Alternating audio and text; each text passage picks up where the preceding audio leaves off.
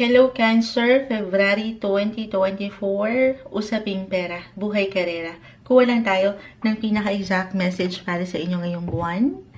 I know love month ngayon, pero para maiba naman, huwag kayong mag-alala dahil madalas naman po ay nagla-live na rin tayo. Live na live po tayo ngayon sa ating FB at mahaba-haba pa naman ng Pebrero. Marami pa tayong pagkakataon para magbasa for love, about love. Okay? This time, usaping ano naman muna tayo. Your finances. Work. Trabaho, maging ano pa man yan. Cancer. Anong may iwan natin para sa inyo ngayong buwan? Message. Cancer. Cancer. Sumaring makapakinig nito. Ayan, may bumagsak na. Okay. Okay. The Five of Swords, reverse. The Queen of Wands, and the Five of Cups. Okay. Parang gusto kong mag-add dito ng isa pa. The Seven of Swords. 7 and 5 of Swords.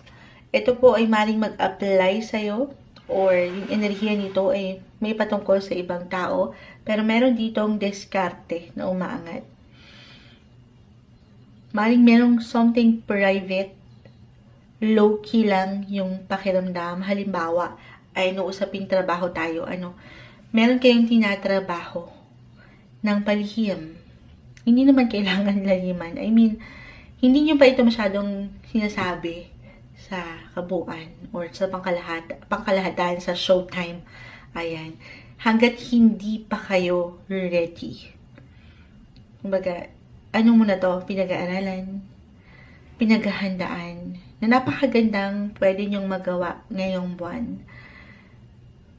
Lalo pa kung naniniwala kayo sa evil eye, Diba? Usong-uso yung word na yan lately, na sandali, hindi ko muna to sasabihin.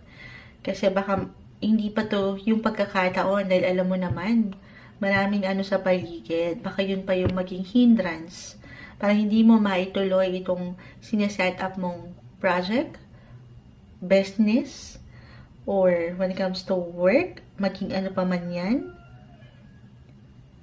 Ayun yung pinaka-message na nakikita ko rito. But you have to use your power to move, Cancer. Meron kang kailangan paggalaw. Maybe, umaangat naman ito para sa ilan, pero for some of you, huwag niyong pagdudahan yung gusto niyong gawin. Sumubok, ayan. Dahil walang imposible. Na merong something dyan na pang long term ang resulta. Or yung seguridad na pwede niyong makamit financially. Kaano man minsan, parang yung, kasi nga, pasikreto nyo muna ito, or hindi nyo masyado i-broadcast sa marami.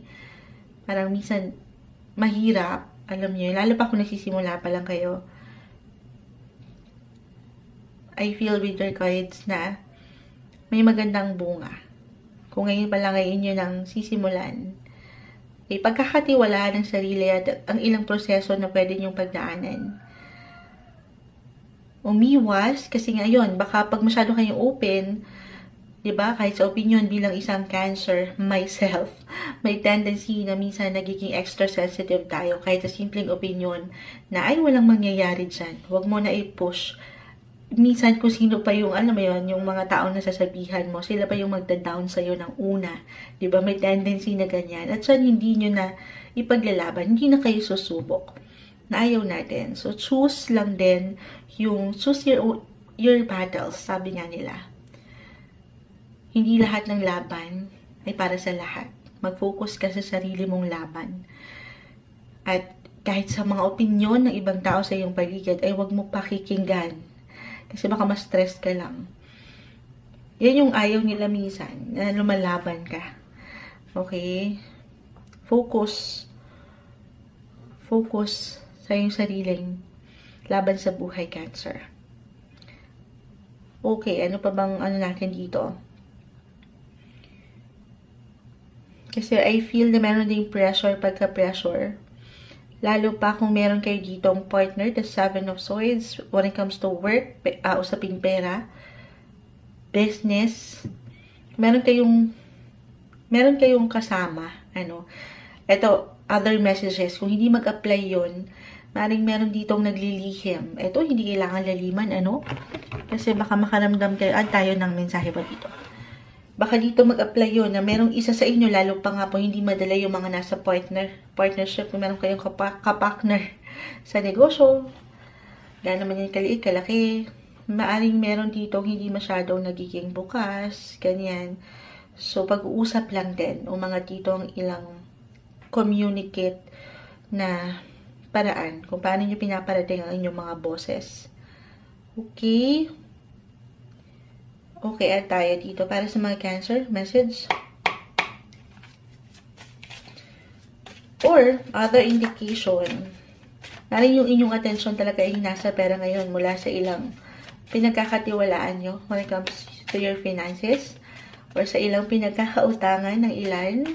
Or kung merong utang sa inyo. Sa totoo lang, maaaring may pag-increase din ng bayarin. But you have to stay positive. Kaya nga, kailangan move lang. Move ng move. Dahil wala pong imposible na kung ano man ang yung ginagawa or tinatanim ngayon, kahit palihim pa, may magandang ano yan eh. I feel na merong magandang idudulot. Kung ulitin ko, buong focus ay ilalaan at hindi ka magpapa-apekto sa ilang pwedeng hindrance sa iyong paligid kahit simpleng enerhiya lang ito. Okay? Messenger of Fire. Meron parating. Merong pag-init sa parte ng iyong buhay, karera at pera. May parating na mensahero. Ayan. Sige, add pa tayo dito.